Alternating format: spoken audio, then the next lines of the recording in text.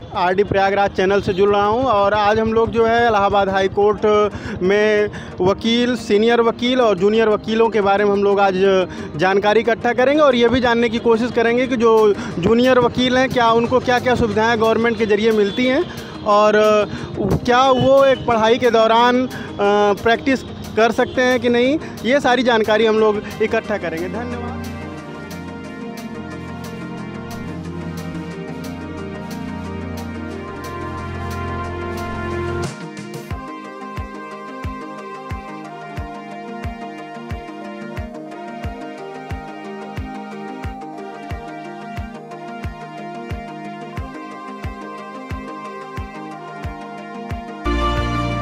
प्रयागराज पर हम सभी लोगों का हार्दिक स्वागत एवं अभिनंदन करते हैं। अच्छा भैया, आपका नाम क्या है? शशि कुमार द्विवेदी। जी मिश्रा। सुरेंद्र कुमार। संतोष सिंह। ललित ओझा।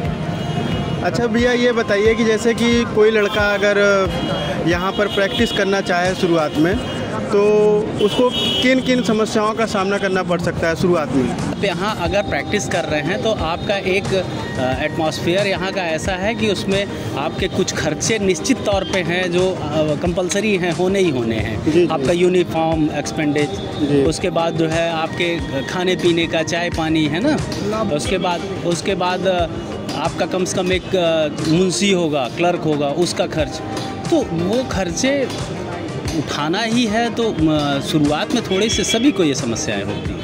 कोर्ट ने क्या कहा, आप हिंदी में आर्गूमेंट करिए, कोई मना नहीं करेगा आपको। आप ड्राफ्टिंग हिंदी में करिए, आपको मना नहीं करेगा कोई। लेकिन जब अगर वहाँ से इंग्लिश में अगर ऑर्डर किया जाएगा तो आप उसको कैसे जानेंगे कि क्या लिखा है उन्होंने ऑर्डर में। तो इतनी आपको इंग्लिश जानकारी होनी चाहिए कि आप कम से कम ऑर्डर को पढ़ सकें, समझ सकें। जैसे कि मान लीजिए कि कोई लड़का है, एक तरीके से वो प्रैक्टिस करने के लिए वो यहाँ पर आना चाह रहा है, तो प्रैक्टिस के दौरान उसे कुछ जो है अर्निंग की शुरुआत में व्यवस्था क्या मिल सकती है यहाँ से?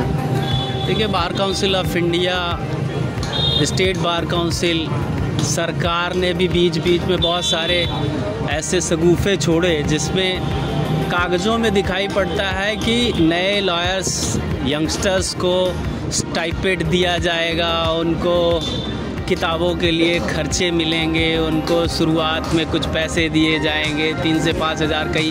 कई बार ऐसे स्टेटमेंट्स आते गए हैं। लेकिन मैं अपने 13-14 साल की प्रैक्टिस में आज तक ऐसे एक अधिवक्ता से नहीं मिला हूँ जिसने कहा कि मुझको सरकार से कोई स्टाइपेंड मिला है या मुझे बार काउंसिल या बार एसोसिएशन से कोई इस मद में पैसा मिला है कि आप जो है वकालत कर सके, आपको वकालत में हेल्प मिल सके। इसलिए ये सब केवल कागजी बातें हैं।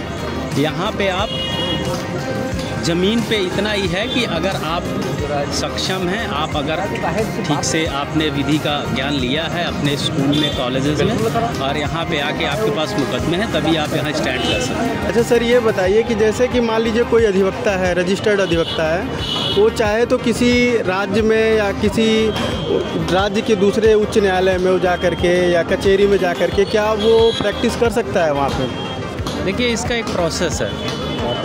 हर अधिवक्ता बार काउंसिल ऑफ इंडिया में रजिस्टर्ड होता है, लेकिन साथ ही साथ वो प्रतिबंधित होता है कि जिस स्टेट बार काउंसिल में उसका रजिस्ट्रेशन हो रखा है उसी के प्रीमाइसेस में वो प्रैक्टिस कर सकता है, चाहे वो हाई कोर्ट हो, चाहे वो डिस्ट्रिक्ट कोर्ट हो, चाहे वो तहसील हो या कोई भी ट्रिब्यूनल हो।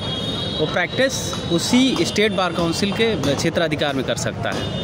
हाँ, रही बात किसी भी अन्य स्टेट में जाकर अटेंडिमली अगर किसी केस में अपीयर होना है तो उसके लिए उस संबंधित बार एसोसिएशन और उस कोर्ट से को इन्फॉर्म करना होता है, परमिशन लेनी होती है, कर सकता है।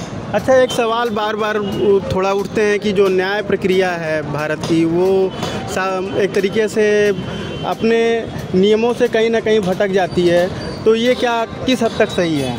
न्यायिक प्रक्रिया नियमों से भटक नहीं सकती क्योंकि वो नियमों से ही आबद्ध है। एक संवैधानिक और जो एक संवैधानिक ढांचा बना हुआ है उसका पूरा पालन करती है हमारी न्यायपालिका। हाँ, हर जगह एक अपवाद होता है कि सारी उंगलियां बराबर नहीं होती। तो कुछ अच्छे होते हैं तो कुछ अपने मानक से भटक भी सकते हैं, लेकिन इतना नहीं भटक सकते कि वो न्यायिक प्रक्रिया का दुरुपयोग करने लगे या जो ढांचा है उससे अलग चले जाए। नहीं, हमारा सवाल थोड़ा उसी से रिलेटेड थोड़ा चेंज है कि जैसे कि मान लीजिए कि किसी भी केस का रिजल्ट आने में काफ़ी समय लग जाता है, साल, 2 साल, 5 साल, 10 साल, इससे भी ज़्यादा समय लग जाते हैं, तो इसका क्या कारण हो सकता है? इसका कारण बहुत साफ है कि जिस तरीके से न्यायाधीशों की नियुक्ति और न्यायाधीशों की जो टोटल स्ट्रेंथ है उसमें कमी, उसके अलावा लिटिगेंट्स बढ़ते जा रहे हैं, मुकदमे बढ़ते जा रहे हैं। आज की स्थिति ये है कि माननीय उच्च न्यायालय इलाहाबाद में ही लगभग एक दिन में 2-2 हज़ार, 2,500 हज़ार मुकदमे फ़ाइल होते हैं। 2,500, 3-3 हज़ार मुकदमे जब फ़ाइल होते हैं तो उनका निस्तारण 2,500-3 हज़ार ही हो जाए पहले, और जो पुराने मुकदमे पड़े रहते हैं जिसमें काउंटर कॉल हो जाता है, जिनमें रिजमाइंडर हो रहा है, जिनमें प्लीडिंग्स कंप्लीट हो रही हैं, जिसमें कंपलसरी है कि प्लीडिंग्स कंप्लीट होके ही उसमें फाइनल जजमेंट होगा, तो उन मुकदमों का तो सुनवाई बहुत पीछे हट जाता है। पहले फ्रेश जो नए मुकदमे हैं उनका निस्तारण होने लग जाता है। तो ऐसे ये एक प्रोसेस है, और जब तक न्यायाधीशों की नियुक्ति पूरी नहीं हो जाएगी, स्ट्रेंथ पूरी नहीं करेंगे, तो ये तो कंटिन्यू बना रहेगा। पेंडेंसी को आप नहीं ख़त्म कर सकते जब तक कि आप जो है न्यायाधीशों की नियुक्ति पूरी ना करें और पूरे सिस्टम से फिर से हाई कोर्ट चलना ना शुरू हो जाए, या डिस्ट्रिक्ट कोर्ट या जितने भी न्यायालय हैं वो पूरी तरह से जब चलेंगे तभी पूरी तरह से पेंडेंसी ख़त्म कर पाएंगे। ये कहना गलत है कि ये जो है अपने लकीर से हट जाते हैं इसलिए ऐसे पेंडेंसी हो रही है, या कोई काम नहीं करना चाहता इसलिए पेंडेंसी नहीं, लिटिगेंट्स बढ़ रहे हैं इसलिए पेंडेंसी है। एक ज़माना था कि दिन भर में 100 मुकदमे नहीं यहाँ फ़ाइल हुआ करते थे, आज 5-5 हज़ार मुकदमे एक दिन में फ़ाइल होते हैं।